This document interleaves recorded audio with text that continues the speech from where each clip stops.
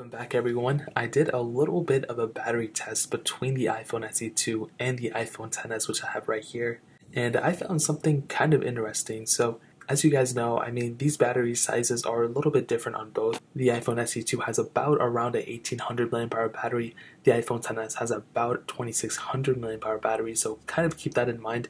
The battery size overall is bigger on the iPhone XS, but it does have a little bit of an older chipset. And with a phone like an iPhone XS, it's a great phone. I like it a lot, but it isn't perfect. Some things are weird about it. The A12 chip, I thought it was really good. Apparently, it's not the best when it comes down to the battery life. But also, when I tested the battery life between these, I basically just let them do something until they die. Performance and everything, is a great way to test it too. And I've been using these phones extensively, and I can tell you, I think the standby time is better on the iPhone XS. That is probably a fact. I feel like I can get more days out of an iPhone XS when I'm using it. So that is a huge thing to consider when I'm letting them just sit idle for a while, for like weeks and weeks on end. Usually I feel like I can get a longer battery life and lasting device from an iPhone XS than an iPhone SE 2020. But I think things change when I go and use them. And when I was using them both, the battery life goes down quite a bit, I'm not gonna lie, but when I tested them, and I'll go ahead and show you the numbers now, and this is actually really interesting. So basically what I did was I just played a video, I let them fully go through, and this is beyond just me testing them daily. Like I already know how this test was going to go because I use these devices all the time for comparisons and reviews and all that stuff.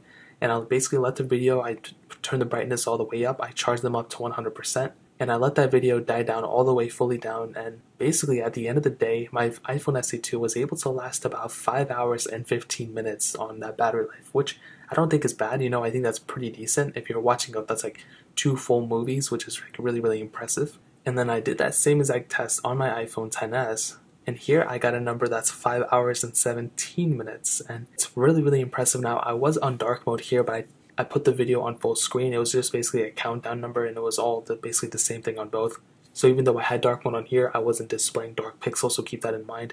And even here I had about 5 hours and 17 minutes, so it's only like a 2-minute difference between them, which was really surprising. So what I did was I went ahead and checked out my battery health, and I was at 90%, so I wasn't at fully 100%, so things did change a little bit. So I have about 2,392 mAh remaining on this battery life, or on this one I have that full 1826, whatever it is on that battery life.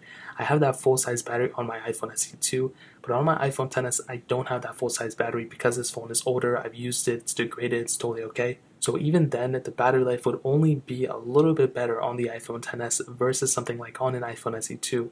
And on an iPhone XS, you have the capability of having those dark pixels off and utilizing more of the battery life that way. So when it definitely came down to it, I would probably assume, and based off my usage for everything I've used for both of these devices, I would say not just this test, but all tests that I've done, the iPhone XS has a little bit of a better battery life, but it's not by much at all. They're almost exactly the same when it comes down to it.